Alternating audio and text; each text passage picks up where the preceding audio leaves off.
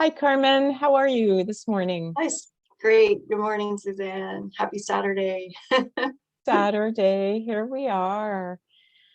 I think one of our favorite places to be, which is talking about our book, Returning to Real, and just being together and talking about really meaningful things. So thank you for joining me this morning. My favorite time of the week as well is getting together, connecting about our book. And our second chapter is on our people pleasing part. And I think it's a pretty powerful topic today, as well, most days, but even in our time right now in society, as we're weaving in more opportunities to connect with others and belong. And if we have a people-pleasing tendency or people-pleasing pattern, sometimes that shows up with a difficulty in placing healthy boundaries, or saying no or saying yes when you want to say no. So there's just a myriad of things that are bubbling up. And as we've come out of COVID, where our world was, shut down for 18 months to 2 years, we got to pause on saying yes and saying no, that decision making process. And what I've witnessed the last few months, several months, is what I'm labeling decision fatigue. We're making more decisions about who to connect with, when to connect, yes, no to invitations, and it's exciting and stressful all at the same time. Oh, So those I are, think it's yeah, important. yeah, all amazing, amazing points, Carmen. Absolutely. And, you know, we decided that people pleasing would be right after the inner critic in the book. Because, and if we just want to remind folks what our book is about, it truly is the journey and the exploration of moving from wounds to wellness using our raw, risky, and real framework. And it's the exploration of some of those sub-personalities that come up for us and that drive our bus. And what you're Mhm. saying is, what we're noticing now with the reopening and the re-entering the world is people are encountering, while really exciting times, people are encountering some of that anxiety, and we're having to take a look at our boundaries again. And the 18 months of lockdown, shutdown gave us some really good reasons to say no, right? And and and now people are being asked to be out more, to be doing things, and no doesn't always come naturally to people. In fact, it can be really, really, really uncomfortable. And that's what we're talking about when we talk about people pleasing, right? We're not talking about doing something nice or kind for someone or being really considerate, because of course we want that in our world. And of course, we promote kindness and empathy Compassion, and absolutely. Yeah. absolutely. But what we're talking about when we talk about people pleasing is that driving need to put others ahead of yourself. So to say yes to others while saying no to yourself. Yes, exactly. And what happens is the depletion, the exhaustion, fatigue, there's many symptoms, overwhelm, and it manifests differently for everybody. So it's really important to pay attention to what's going inside of you, what's going on inside your body. How are you feeling? Um, when I feel irritable or overwhelmed, then I that's when I do my introspection or my self-exploration. Am I saying yes too much? What's going on for me? And we talk in our book so much about returning to our true self. And sometimes that gets lost in the people pleasing pattern. We forget what our needs are, what our wants are. And I think it's important to reclaim that. Self-care is a huge, or soul care is a huge part of, is kind of like our vaccination against anxiety, depression, stress, overwhelm, all kinds of other mental health and physical issues that can bubble up when we are putting our needs on the back burner, are not attending to them at all. And the people pleasing personality or pattern, we can call it so many different things. There's ways to change. It's possible to change. And we did get to have a big pause the last 18 months. And now we have a new chapter to write in terms of, how do I want to show up? Can I be real? Do I have to please, for example, all the time? So I think we can work on being assertive, our assertiveness capacity, but like you said, in a respectful and kind way. Setting healthy boundaries is not a permission slip to be a bully, or a permission slip to be unkind and cruel, make assumptions. It's a way of just pausing and reflecting on what's important to me. And the way we communicate that to others is also very, very important. Absolutely.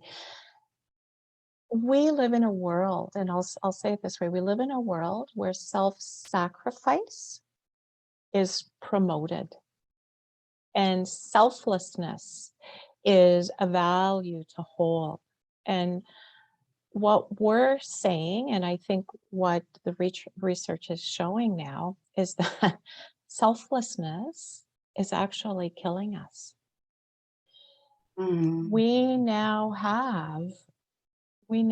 have the research to demonstrate that, being that person that takes it for the team and giving of yourself in favor of others is actually making us sick. So the establishment of those boundaries that you're talking about is incredibly important. And let's just say though, let's just acknowledge that, there's a really, really good reason. If somebody is noticing and sort of seeing themselves in what we're talking about, there's a really good reason why we develop the people-pleasing tendencies.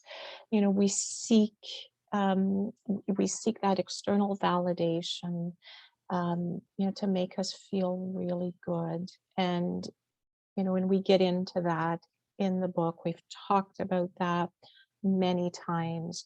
So I don't want to repeat that, but I just want to acknowledge that this is not necessarily something that, you consciously choose that's to right. do, It's right? important to mention that again.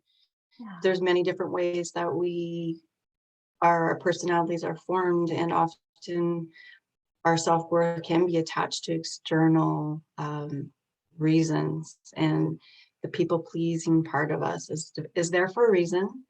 And as always, it's a friend. And so we need to be compassionate and kind to that part of ourselves, rather than try to push it away or get angry with it, but understand. Yeah, and that really is the key, right? Is in recognizing it. And sometimes, we don't necessarily recognize the personality, but we recognize some of those symptoms that you talked about a while ago. We recognize, oh, I'm feeling anxious, I'm feeling overwhelmed. My calendar is full and there's nothing in there that actually pleases me. There's nothing in there that actually lights my soul, right? Mhm. So if we're just able to take that moment to say, okay, what's going on here?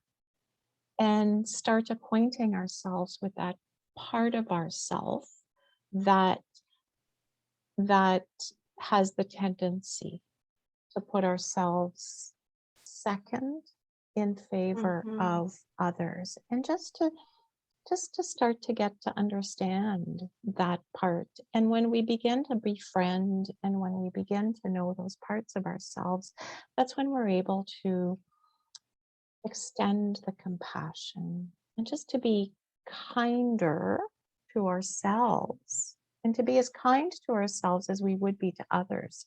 So it's Well it's said. about it, now what happens, when we're in the that people pleasing state of mind, if you will, is we say yes to others and no to ourselves. And we're hoping to gently help folks turn that around to be able to say yes to ourselves and no a little bit more often to others. Just to find that Well said. balance again. Mm. It is a balancing act for sure. And what I've witnessed is that people people do appreciate honesty, right? And they do learn that your no's mean no's and your yeses mean yes, right? How many times do we say yes to something and then when we show up, but we're not really there? And so when we're genuine and authentic, we're more present when we are connected and with others. And I think that just that alone is just a beautiful transition. And the feedback I often get from people is, oh my goodness, I feel so guilty. I feel shame. I feel, all these uncomfortable feelings bubble up because there's that fear of I'm going to lose that attachment. I might lose that friend. I might not get another invitation. There's lots of fear that accompanies any kind of change. And especially when we really do a deeper dive into our people pleasing tendencies. And I think what I would say to that is it's okay to feel all those things. Like, still say no when you mean no in a kind and gentle way, a polite, respectful way. Go ahead and feel that guilt. It's okay to feel it. Yeah. Yeah. Hmm. And it's okay to start small, Yeah. right? Because so much of so much of self-development and healing is about um, slowly shifting the way we do things. So we're not suggesting, the big no, the big, that huge boundary. What if we just started with small steps, right? Somebody invites you to a gathering and you're not sure that you really want to go, you know that you really don't want to go. What if you say, "Hey, how about we have lunch instead? How about we get together in another way?" So just practicing with some of those in those smaller areas of your life, the less important, or the places where it's easier to maybe say no and to establish those boundaries. Just start sticking your big toe in that water rather than jumping right in, because that's okay as well. And it's That's a about really great point. Yeah. Hmm. Yeah. What comes up for me as you're talking about that is a couple of years ago when we were running people pleasing groups, what we the conversation in those groups was really enlightening because a lot of people said, well, I can place boundaries with family and at home, but it's difficult at work.